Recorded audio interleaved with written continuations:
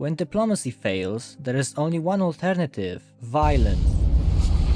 And in Stellaris there are many ways to apply force with no apology. That's why today we're gonna take a closer look at mods to improve warfare from space to ground combat. So make sure to subscribe and watch the video till the end, and without further ado, let's get into the mods. Starting with space combat, we have extra ship components next by NHunter. It expands upon the base game by introducing additional tiers to existing vanilla weapons and utility components, and it adds different weapon types with different advantages and disadvantages, so make sure to choose wisely when designing your ships. For example, biological weapons are perfect for dealing hull damage, whereas gravitic weapons are great for dealing shield and hull damage, however they are weak against armor. Another cool feature from this mod are Leviathan rewards. This gives them a new purpose and another reason for the player to challenge them. For example, you can obtain Hardlight armor from the Spectral Raid, which works like a regular armor component with added daily shield regeneration. This is one of my favorite component mods out there. Its features fit very well with the base game, and in my opinion they could be added by Paradox themselves. Another cool thing about this mod is the customizability. If you want to disable any components or mechanics, or adjust AI scaling, crisis mechanics, or enable presets, you can do that using a decision, which opens up a customization menu. Next we have New Ship Classes Free Season 1 by Captain X3, LSJHoward, Crusader Vanguard, and John. The mod brings in 5 new ship classes: the Explorer, an armed science ship which can be equipped with special components to improve its survey capabilities; the Carrier, designed to carry tons of strikecraft fighters, with additional components increasing their effectiveness. There are also various warships, such as the Battle Cruiser, the Dreadnought, and most importantly the Flagship, the toughest warship the mod has to offer. So large it has to be built using the Grand Shipyard. It offers incredible versatility to accommodate your empire's needs, and it has its own powerful titanic weapon, the Ambassador of Justice. New sections and upgrades are also available to existing ship classes, enabling further customization. Now keep in mind that this is one of the larger mods out there, and I have mostly focused on the ship related aspect of this mod, so I encourage you to check it out and see what it has to offer. Third on our list we have expanded Starbases by Tovius, which aims to make Starbases more interesting by giving them more applications. You get large, extra large, and titanic gun batteries, as well as the orbital laboratory for research production.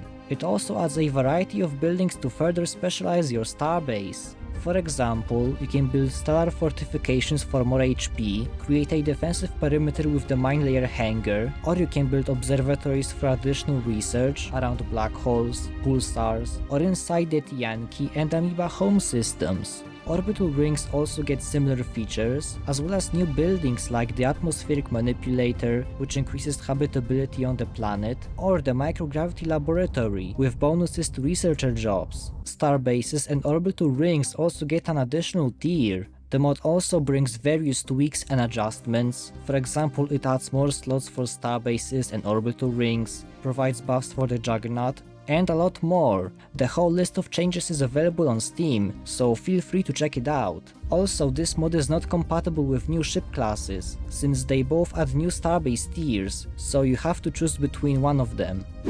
Coming back to ships, we have Culture Special Ships by BaBoFantasy, which offers a very unique approach to ship classes. It adds a bunch of new ship types, which are unlocked with tradition traits. Each class has a unique purpose, however only one can be chosen at a time. The War Lotus is a huge mobile fortress, so big that it has to be built like a megastructure. Interdictors are battleships with auras that slow enemy ships, preventing escape mid-battle and fleeing to other systems. There are also special classes for determined exterminators and devouring swarms.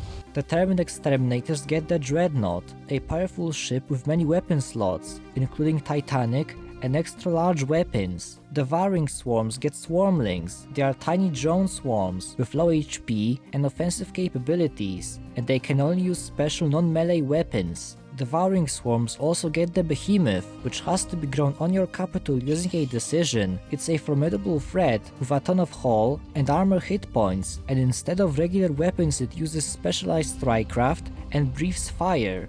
to unlock those ship classes, you have to meet the requirements listed on each trait. In my opinion, this mod is perfect for role-playing and making your empire stand out, and it can give other nations distinct advantages, including AI empires. Moving on, we're gonna talk about ground combat. First up, we have Ground Command by Risker the 34th, which completely overhauls assault armies. Instead of a couple army types, you get dozens of new units to choose from. With this mod you can recruit marine, airborne, mechanized or armored divisions, all of which have their own strengths.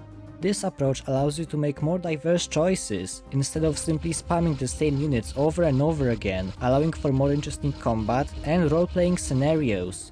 Although you get a lot of army types at the beginning, certain units can be unlocked with technologies, ascension perks, civics, and more, while some army types are exclusive to different empire types. Another neat thing about this mod is the logistics mechanic. Certain army types like mechanized divisions cannot be constructed without industrial districts. This makes industrial worlds more important and gives you another reason to make them. Next we have Under Siege by MichaelMakesGames, which aims to make combat more realistic by introducing siege warfare in Stellaris. Basically, as soon as you control a system's starbase, enemy colonies will have to produce their own resources, otherwise they will face resource shortages. For example, mineral shortages reduce artisan and metallurgist output, since they don't have materials to produce consumer goods or alloys. Consumer goods shortages on the other hand reduce amenities, bureaucrat and researcher output. Penalties also change based on empire type, and because of that catalytic empires will suffer alloy production penalties from food production. Mineral and energy shortages also increase bombardment damage, so make sure to prevent them by placing districts or buildings on the colony. You can also create a stockpile beforehand by using the new stockpile management mechanic. I really like this mod because it forces you to rethink your strategy. You can place specialized plants in the core, and at the same time put general resource production planet on the outer edges of your territory to keep your enemies occupied. Or instead you can take a different approach and ensure that all of your planets are able to sustain themselves. And last but not least we have Soldier Traits by Han30. It's a very simple mod, which adds 50 new positive traits inspired by different fighting styles for lithoid and biological empires. With this mod you can turn your species into epic duelists or skilled gunfighters with a complete mastery of firearms. Keep in mind that this mod is a bit unbalanced, so if you don't like overpowered mods, you might avoid this one. However, if you enjoy mods like that, or you want to roleplay as a powerful warrior race, then this one should be just for you. If you're more of a diplomat rather than a warrior, watch this video about mods to improve diplomacy in Stellaris. If you enjoyed this video, make sure to leave a thumbs up and subscribe so you don't miss more modded content. Additionally, you can also leave a one-time donation if you want to support this channel. I will see you in another video, and goodbye!